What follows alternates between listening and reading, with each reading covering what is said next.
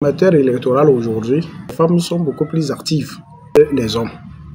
Et le premier message va à l'endroit des femmes. C'est de leur dire aujourd'hui, au-delà de l'importance d'accomplir son devoir civique, la carte électorale requiert aujourd'hui une importance capitale dans une zone où il y a de l'insécurité. De sorte que lorsque vous êtes de passage et qu'on vous interpelle, vous présentez, vous n'avez pas de pièce d'identité, vous présentez la carte d'électeur, on sait que vous êtes natif de la localité et vous êtes sauvé.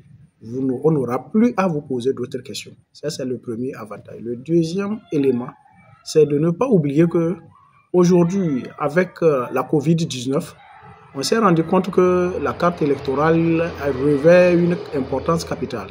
Parce que c'est grâce à la carte électorale que, même si nous savons qu'il y a eu l'opération biométrique qui bientôt va remplacer ou bien sera un outil idéal pour le FNFI, les populations vulnérables, mais il ne faut pas non plus négliger la carte électorale qui a servi de base au moment de la COVID-19 pour permettre qu'on puisse recenser les populations vulnérables et pour qu'on puisse leur donner une assistance.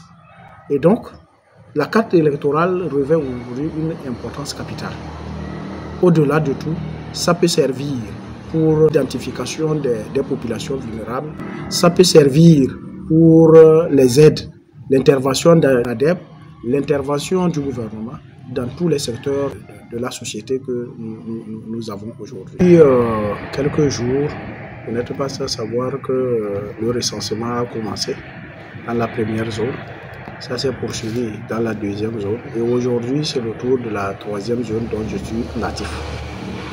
Natif de Safatoute et ancien député à l'Assemblée nationale. C'était un devoir, sinon une obligation.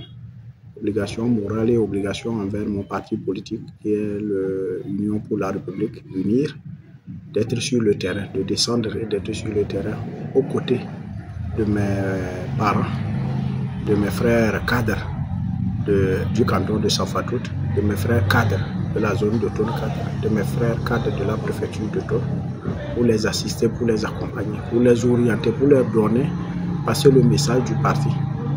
Le message du bureau exécutif, le message du chef de notre parti qui est le chef de l'État, son Excellence M. Faure Issozouna Gnassingbé.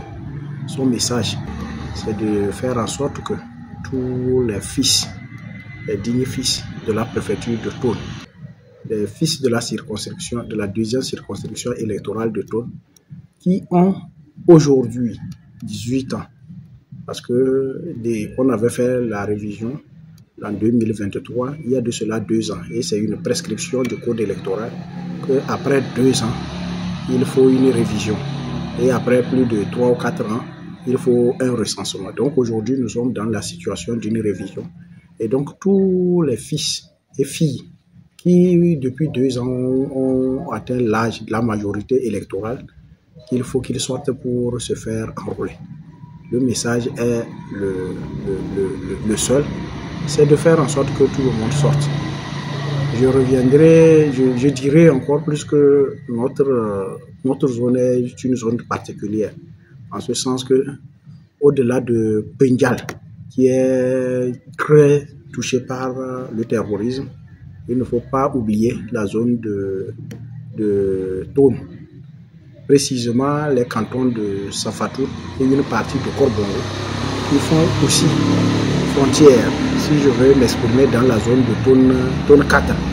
Parce que dans la préfecture de Thône, il y a d'autres cantons aussi qui font frontière. Mais plus spécifiquement dans ma zone, il y a le canton de Safatoute et le canton de Korbongo qui ont une certaine frontière avec le Burkina, où la situation sécuritaire n'est pas aussi simple. Et donc, il devait falloir qu'il y ait un digne fils du canton qui se déplace dans de bureaux de vote en bureau de vote, de centre de recensement en centre de recensement, pour rassurer d'abord les opérateurs de saisie, les OPS et les membres des CLC, mais aussi la population qui, pour leur déplacement, ont la peur au ventre. Mais une fois qu'ils ont vu le premier responsable politique du parti unir se déplacer en bravant tous les risques pour venir vers eux, ils sont réconfortés. Ils n'ont plus, la peur disparaît. Et donc la confiance renaît. Par conséquent, tous ceux qui devaient être réticents à sortir, se faire recenser, n'auront plus peur de sortir.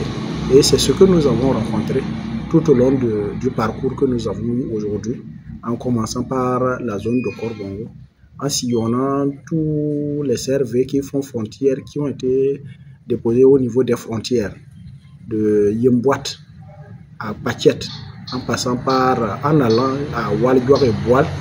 Nous nous sommes rendus compte que l'engouement était là. Les frères, les parents sont sortis pour se faire recenser parce que le simple fait de voir la voiture du député, de l'ancien député, de leur fils qui est revenu pour leur motiver à se faire recenser, je pense que ça a eu quand même un effet positif dans la mobilisation. Et nous n'allons pas nous arrêter à aujourd'hui. Demain, c'est un autre jour. Nous allons encore poursuivre la démarche, faire en sorte de rassurer les localités dans lesquelles nous n'avons pas pu sillonner.